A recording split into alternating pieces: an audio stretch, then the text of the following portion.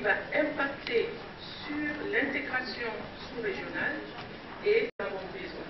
Mais ce qui veut dire qu'il faut prendre des mesures. Du business, c'est là où les experts du BIT qui est à Turin vont faire des présentations.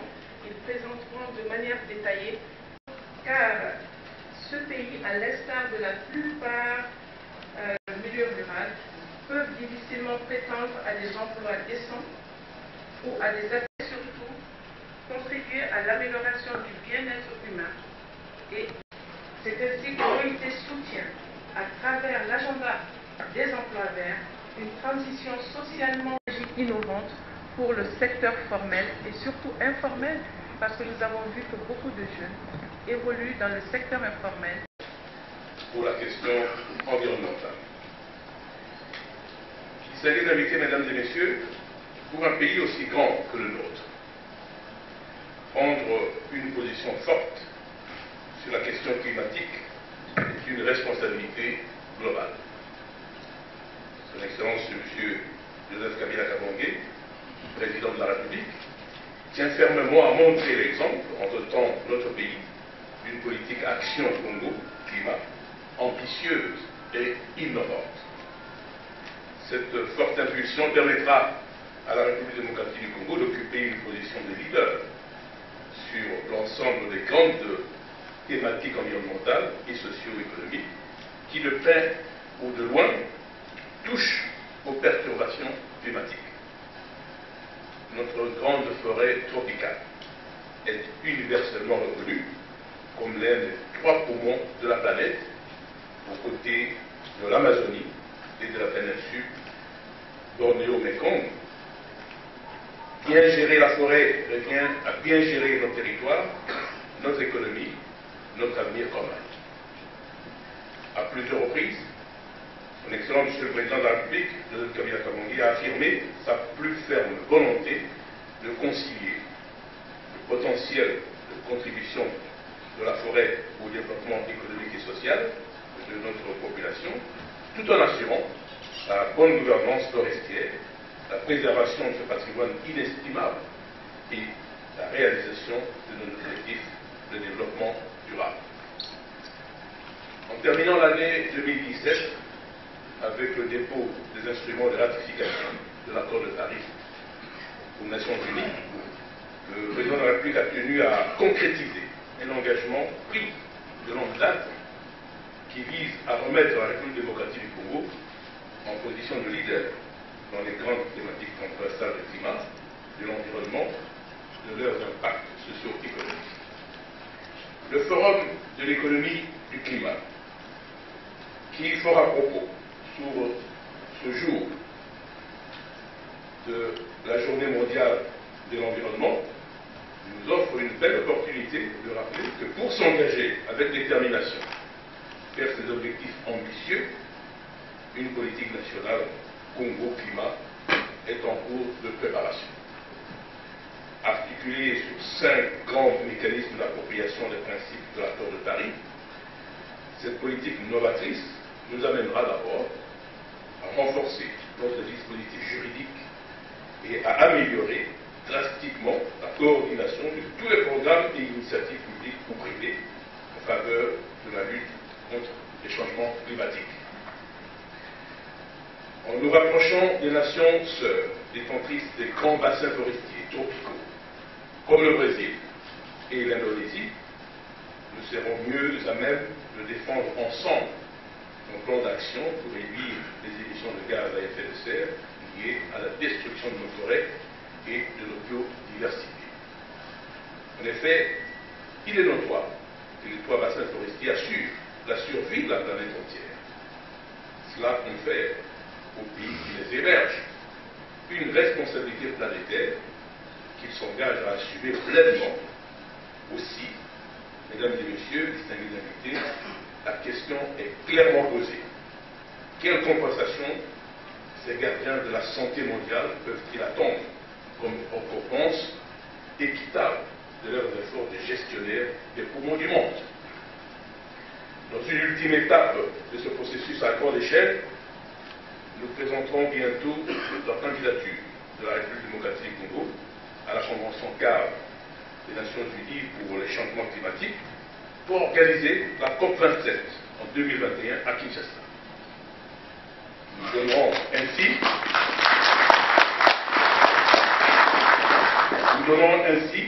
une impulsion forte à toutes les initiatives entreprises à l'échelle nationale en faveur de notre effort commun à réduire les causes globales de la déforestation et de la pauvreté. Permettez-moi ici de remercier tous les pays amis et alliés bilatéraux engagés à nos côtés et qui nous appuient de leurs meilleurs efforts dans notre démarche d'amélioration globale de la gestion forestière ou encore du reboisement des savanes herbeuses sur le plateau de Mateke, qui rappelle l'importance de mobiliser le secteur privé à faire preuve de courage, de détermination et de créativité. Pour être complet, il convient de souligner l'apport pertinent des agences spécialisées du système des Nations Unies et des grandes ONG internationales qui contribuent à améliorer à la fois notre connaissance et la surveillance globale de notre environnement. La connaissance et le contrôle du territoire, la bonne gestion et la transparence, ainsi que l'engagement et la participation de toutes les parties prenantes nationales, accompagnées par la communauté internationale dans un partenariat gagnant-gagnant, sont des principes fondamentaux qui permettent de gagner ensemble la bataille des changements climatiques. Au nom de son Excellence, Monsieur le Président de la République, Joseph Kabila Kabange, je souhaite plein succès au premier forum de l'économie du climat et je remercie vivement les organisateurs d'avoir pris cette bonne initiative à un moment particulièrement bien choisi.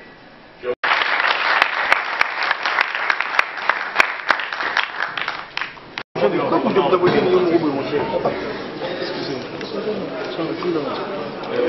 je l'ai rappelé tout à l'heure, vous savez que la République démocratique du Congo, à travers le bassin Mangoro, qui est un bassin forestier important, est avec l'Amazonie au Brésil, mais aussi avec le Bornéo Méforme en Indonésie. Trois bassins forestiers qui aujourd'hui participent à la survie de la planète. Donc nous avons une responsabilité planétaire. Donc la RDC a l'ambition de jouer le premier rôle sur la protection de l'environnement. Parce que, vous l'avez rappelé, par la protection de son niveau mondial, mais ça nécessite que nous empêchions nos populations de vivre de la forêt. C'est pour cette raison que nous avons pris l'initiative d'œuvrer avec les deux autres bassins forestiers, qu'on fasse le point de la situation par rapport à cette responsabilité planétaire et que nous exigions de la communauté internationale la compensation par rapport à notre contribution presque vitale à la survie de la planète. Donc c'est pour ça que la RDC est très concernée par la protection de l'environnement. Excellence, aujourd'hui nous parlons de la journée mondiale de l'environnement, placée sous le thème de la lutte contre la pollution. On parle des sachets plastiques. On sait qu'il est le pays. Tout à fait, il y a une réflexion gouvernementale dans ce sens. Mais simplement, nous ne voulons pas prendre une mesure brutale. Il faut donner un temps d'adaptation, justement à l'interdiction des plastiques dans notre pays. Vous savez qu'il y a dans certains pays, même voisins, il y a une interdiction formelle dans ce sens, et puis cette interdiction a contribué efficacement à l'assainissement des villes. Et nous voulons aussi appliquer la même mesure ici dans notre pays, et comme je l'ai rappelé tout à l'heure, l'autorité urbaine donc actuellement a un projet de modernisation de la ville de Kinshasa à travers la corniche. Donc le bord du fleuve à partir de alors mais là, la responsabilité est collective. Oui, je suis ministre près le gouverneur oriental et en même temps ministre plan, budget, santé, communication, lutte contre la pollution et action humanitaire. Excellence, Monsieur le Ministre, notre préoccupation est la suivante. Toutes les unités de production que nous avons en RDC dans le secteur environnemental tel qu'il y en a aujourd'hui, que pensez-vous que nous devrions faire pour qu'effectivement ces unités de production que nous avons puissent se conformer aux nouvelles exigences environnementales? Je voudrais vous dire qu'il y a les codes miniers et les règlements miniers qui ont promu cette politique de protection environnementale à travers ce qu'on appelle les documents d'atténuation environnementale. Vous aurez remarqué que chaque fois, quand une entreprise doit s'investir dans le secteur de mine, pour son site particulièrement, il lui est demandé en fonction de son équipement moderne ou vieux, mais naturellement, il doit produire sa politique d'atténuation environnementale.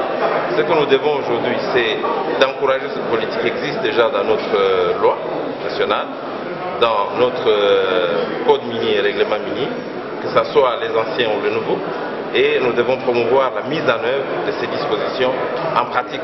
Et je vous informe que dans ce cadre, vous avez une division provinciale de mines à travers le pays, mais également tout un service environnemental qui s'occupe naturellement du suivi de la mise en œuvre des dispositions préconisées suivant les types d'équipements par ce qu'on appelle documents d'atténuation, que ce soit dans le cadre de la recherche ou de l'exploitation des ressources naturelles. Merci. Merci. Tossi Panou, expert en environnement, changement climatique et négociateur en chef de la RDC pour la Convention climat des Nations Unies. Monsieur l'expert Panou, l'équipement industriel de la RDC, du moins les quelques usines qui nous restent, telles que les quelques usines de... C'est une question assez complexe. Je crois que c'est une question qui demanderait une implication au niveau interministériel, puisqu'il faut véritablement tenir compte du ministère de l'Industrie, qui est chargé des normes à établir dans le pays et de leur respect. Le ministère de l'Industrie qui est également chargé de l'industrialisation, que ce soit à petite échelle, que ce soit à large échelle. Il faudrait que le ministère de l'Environnement participe à cette discussion. Le ministère du Plan, qui doit définir quel est le sens de l'engagement du pays, puisse également s'impliquer, puisque c'est lui qui définit notre boussole du développement à l'horizon 2050, notamment à travers le PNSD, notre plan national stratégique de développement. Donc je pense que c'est une question où le coût que pourrait nous imposer une industrialisation, une mise à niveau, pourrait être compensé par certains gains en termes d'environnement qui soit plus sain. Parce que vous savez, un environnement malsain entraîne des maladies qui minent les capacités nationales, qui minent la productivité et qui se traduit par un coût qui peut être assez important. Donc je pense qu'il nous faut avoir ce type de dialogue que nous avons aujourd'hui au sein d'un forum réunissant différentes parties prenantes nationales afin d'identifier quelles sont les contraintes, quelles sont les opportunités qui nous sont offertes, qui sont posées par les exigences de moderniser l'outil de production et ensemble voir comment pousser le gouvernement, faire un plaidoyer au gouvernement pour mettre en place l'arsenal juridique et législatif donnant des incitations pour se faire à travers des crédits d'impôt, à travers des financements à des taux concessionnels, à travers d'autres types d'incitations. Donc voilà ce que je pouvais dire. Je pense qu'effectivement on devrait gagner énormément à développer une démarche qui vise à une plus grande coopération sud-sud. Parce que souvent les gens s'enferment dans ce modèle de coopération nord vers le sud. Mais je crois qu'il y a effectivement aujourd'hui beaucoup de leçons à apprendre en discutant avec l'Indonésie qui a un problème de tourbière comme chez nous, en discutant avec le Brésil qui a un problème de développement urbain rapide qui heureusement pour elle est plutôt maîtrisé, avec d'autres pays en développement qui ont des problèmes d'accès à l'énergie comme l'Inde, et voir justement quelles sont les bonnes leçons apprises, comment on peut arriver à un échange de bons procédés et essayer de trouver justement des voies, des moyens d'avancer vers un comportement comportement vertueux, vers un développement qui soit plus en harmonie avec les exigences environnementales. Mais il est un fait également qu'aujourd'hui les déchets ne présentent pas seulement un problème, mais présentent également une richesse. Il y a dans certains pays où les municipalités, les autorités urbaines vendent leurs déchets au prix fort. Parce que ces déchets peuvent générer de l'énergie, de l'électricité. Ces déchets peuvent, à travers une filière de recyclage bien développée, pouvoir permettre, à travers la récupération, de générer d'autres matériaux, d'autres intrants. La fois passée, je suivais un dossier en France où une acierie obtenait 65% de sa matière première à travers le recyclage. Donc au lieu d'importer du fer, au lieu d'importer de l'aluminium, à travers une gestion intégrée en France, une récupération de déchets à travers une filière de gestion des déchets bien développée, cette entreprise pouvait faire des économies en générant 65% de sa matière première à travers une bonne gestion des déchets. Apprennent des bonnes leçons qui ont été apprises ailleurs afin de faire l'économie, de faire un effort qui serait trop coûteux. Donc essayons d'apprendre ce qui a été bien fait ailleurs et de telle sorte qu'on puisse également répliquer cela et donc faire l'économie de tentatives, d'essais qui seraient trop modérés. Merci. Les acteurs du secteur privé, notamment les acteurs de la société civile ainsi que le public, à pouvoir contribuer au verdissement de l'économie. On parle de la qui est bénéfique Est-ce que c'est le problème du bassin de la RDC, c'est un problème qui est réel, c'est vrai. Et le plus important, c'est de savoir comment nous pouvons en même temps utiliser nos ressources naturelles sans toutefois les dégrader. Parce que comme nous avons dit tout à l'heure, le développement durable, c'est faire notre business aujourd'hui, vivre notre vie aujourd'hui sans empêcher les il faut mettre beaucoup de moyens aussi pour préserver ce que nous avons comme ressources naturelles, comme la Le 5 juin 2018, au niveau du Grand Hôtel, nous venons de croiser l'honorable député provincial Faustin Mukendi qui a bien accepté de livrer ses impressions suite aux petites questions que nous allons lui poser. Honorable député provincial Faustin Mukendi, bonjour. Honorable, on peut savoir dans le cadre de quelle activité vous vous trouvez présentement à Kinshasa? Oui, nous sommes venus pour l'invitation de Accélère 2 en ce qui concerne l'éducation et les projets innovants pour financer l'éducation dans nos provinces respectives. Honorable, c'est un séjour qui pourra vous prendre combien de temps? Ça dure 3 jours. 3 jours. Honorable, comment se présente alors la situation de l'éducation dans votre province? Comme dans la plupart des provinces, l'éducation a beaucoup de difficultés parce que ce sont les parents qui soutiennent l'éducation avec leurs maigres moyens. C'est ainsi que notre partenaire Accélère 2 a jugé bon de nous inviter. Nous sommes à 6 provinces afin que nous puissions trouver des moyens, des solutions pour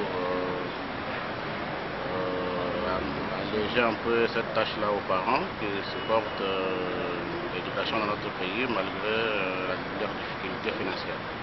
Honorable, les récents mouvements de tension dans la région du Grand Kasaï en général, causés par le mouvement insurrectionnel Kamwina Nsapu, avait beaucoup perturbé non seulement la vie dans le Grand Kasaï en général, mais surtout le secteur de l'éducation. Est-ce que cette situation a pu être plus ou moins résolue? Oui, bon, chez nous au Kasaï oriental, ça va. On est avec des collègues du Kasaï central qui ont aussi estimé que ça, pour l'instant, quand même, on a pu amener de l'ordre. Et ça se déroule plutôt bien, malgré ce que l'on peut penser, mais il y a quand même des améliorations. Est-ce que nous pouvons espérer, honorable, pour terminer, que cette année, dans le Kasaï oriental? Oui, chez nous, au Kasaï oriental, il n'y aura aucun problème. Tout se passera très très bien. Le gouverneur des provinces l'a déjà rassuré sur cette préoccupation. Et nous pensons que, au vu de ce que nous avons laissé chez nous, il n'y aura pas de problème. Juste pour terminer, honorable, un mot sur l'Assemblée provinciale. Vous êtes en pleine session, vous êtes en congé parlementaire? Nous sommes en session de contrôle. Nous avons dû nous déplacer, mais les collègues sont restés, les plénières continuent. Et nous avons quelques commissions qui sont parties en contrôle, dans la santé, dans l'éducation. Sinon, ça va, tout va bien à l'Assemblée provinciale du Kasaï oriental. Merci, député provincial du Kasaï oriental, répondant aux questions des reporters de RTVS1. Merci. Est-ce que vous pourriez vous présenter brièvement avant que nous passions à notre préoccupation? Moi, c'est l'honorable Daniel Capen. Je suis ministre de l'Environnement, Tourisme et Développement durable dans le Lualaba. Excellence, Monsieur le ministre provincial, nous constatons votre présence à ce forum sur l'économie du climat. Étant donné que le Lualaba est certainement l'une des provinces les plus actives en termes d'exploitation minière, est-ce que ce forum représente une plus-value pour votre province? Non, vous venez d'ailleurs de le dire, moi je ne peux que vous paraphraser.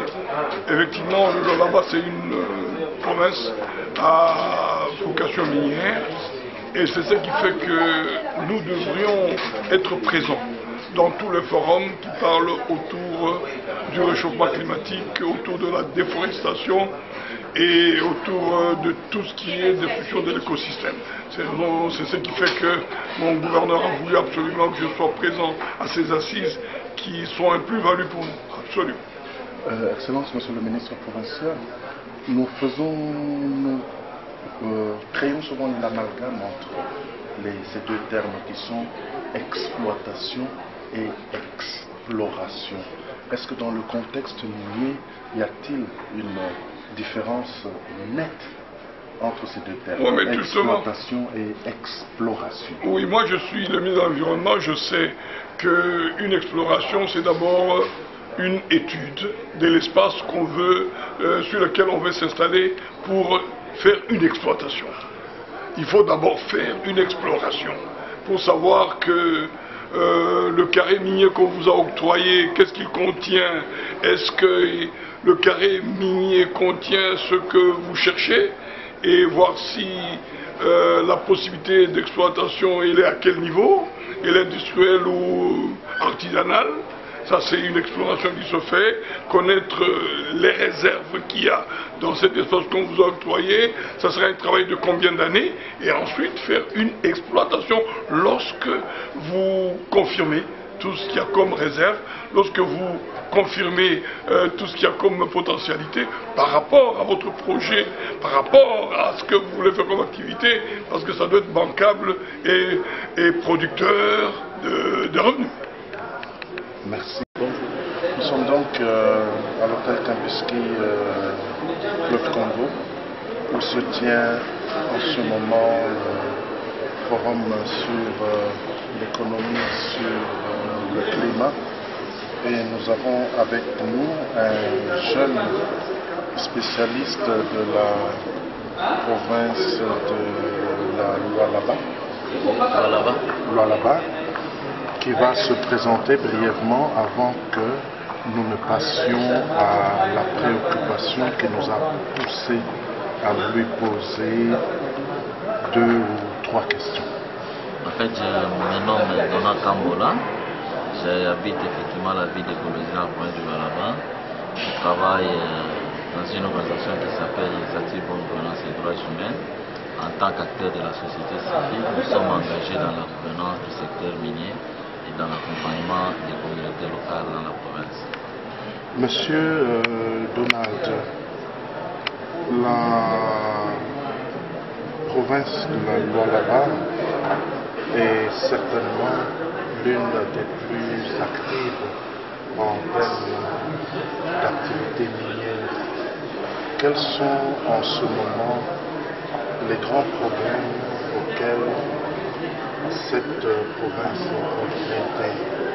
Car nous savons que l'exploitation artisanale y bat son plein, à part les activités formelles des exploitants miniers reconnus par l'État. Et nous savons également que des enfants, des femmes, etc. y sont impliqués. Quel tableau pouvez-vous nous tracer de cette situation?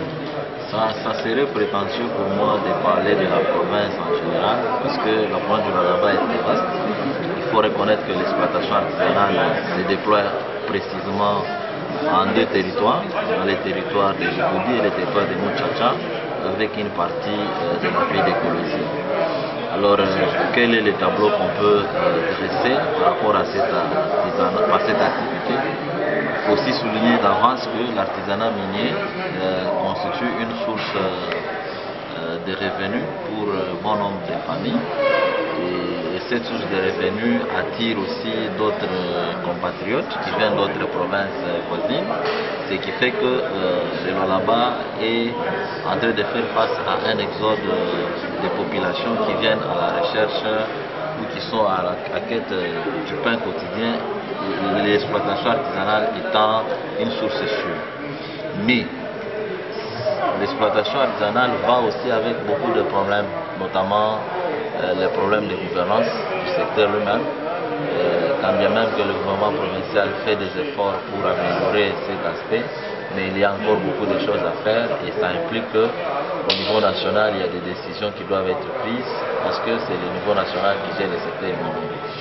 Mais il y a aussi, à côté des problèmes de gouvernance, il y a aussi des problèmes de la présence des enfants dans certains sites miniers là-bas. La présence de la femme, c'est une question très très délicate, à ce sens qu'on ne peut pas interdire à la femme le travail tant que c'est le travail qui lui permet de survivre. Mais le problème, c'est dans quelles conditions la femme travaille. Et ça implique le travail de plusieurs acteurs. Et je disais notamment au niveau national, au niveau provincial, y compris les partenaires à l'aide au développement qui doivent regarder la question pour qu'au niveau local, on renforce ce qui existe, mais aussi on améliore déjà ce qui est décrié, notamment dans la gestion des coopératives, si je dois chuter par là. Et vous savez bien que moi que depuis le mois de mars, nous avons de nouvelles réformes en termes de codes qui régissent le code ou le secteur minier. Je fais allusion à la nouvelle loi minière qui a été promulguée par le chef de l'État, qui voudrait que l'exploitant minier ne travaille plus en solo, mais travaille en coopérative. Et pour qu'il agisse, il doit donc appartenir à une coopérative. Et le plus grand problème qu'on a dans le Lualaba, c'est un problème qui ne date pas d'aujourd'hui, c'est un problème qui est aussi presque national. Et les coopératives ne sont pas créées par des créateurs ou par des exploitants miniers. Les coopératives sont créées soit par des hommes d'affaires, soit par les politiciens qui en fait en réalité n'ont rien à voir avec l'exploitation minière, si ce n'est que pour se faire des bénéfices. Ça, c'est l'un des problèmes que je voudrais évoquer ici, pour ne me limiter qu'à cela, mais je voudrais aussi citer d'autres aspects qui ont fait l'objet de plusieurs rapports des organisations des droits de l'homme, les problèmes des prix, les problèmes de mesure de poids, les problèmes de lieux de vente, étant donné que les prix sont fixés par celui qui achète. Le poids est mesuré par celui qui achète. Donc celui qui vend n'a pas beaucoup de marge de manœuvre pour discuter ou pour participer à la fixation des prix. Ça crée un déséquilibre entre acteurs. Voilà ce que je pourrais dire de l'exploitation minière artisanale chez nous. Monsieur Donald, juste une dernière petite préoccupation. Vous, en tant qu'acteur majeur de la société civile dans le Lualaba, est-ce que vous avez déjà cherché à estimer le déficit en termes de scolarité que cet artisanat provoque, étant donné que de nombreux enfants, pour ne pas dire de milliers d'enfants, qui sont impliqués? Alors, de là, avez-vous déjà cherché à estimer le déficit en termes de scolarité en ce qui concerne les enfants d'un certain âge, bien sûr, au niveau de la province? En fait, l'hypothèse de départ en la matière de scolarité ou en matière d'impact de l'exploitation minière sur la scolarité, c'est qu'il faut déjà aussi souligner que grâce à l'exploitation minière, il y a des enfants qui arrivent à étudier. C'est peut-être le paradoxe, parce que c'est grâce à l'exploitation minière qui est faite soit par les parents, soit par les enfants eux-mêmes, qui leur permettent à faire face aux besoins scolaires. D'une part, ou de leurs frères ou sœurs. De leurs frères ou de leurs frères. Donc, à ce titre-là, on peut dire que ça contribue même à la scolarité des enfants. Mais il y a aussi des cas où, effectivement, à cause de cette exploitation, soit les enfants étudient, mais les niveaux restent bas, parce qu'à ce moment-là, ils ne sont pas assez présents à l'école, soit carrément à cause de l'exploitation minière, il y a d'autres comportements sociaux qui commencent à se développer dans les milieux, et c'est notamment le banditisme, c'est notamment l'attachement aux drogues, à l'alcool, la prostitution juvénile. Ça sont les conséquences évidemment liées à l'exploitation minière. Alors, pour répondre à votre question, je veux dire que nous n'avons pas fait une étude spécifique ou systémique qui puisse démontrer quel est le déficit tel que vous avez posé la question, mais je voudrais dire qu'il y a quand même des hypothèses quand je constate, parce que l'exploitation minière qui est faite à Kolwezi n'est pas faite que par des artisanats entre guillemets qui peuvent être considérés comme des ratés de la société. C'est une activité sociale qui permet à la société de continuer son train de vie, et en tant que source de revenus permet donc aux membres de la société de répondre à d'autres besoins sociaux.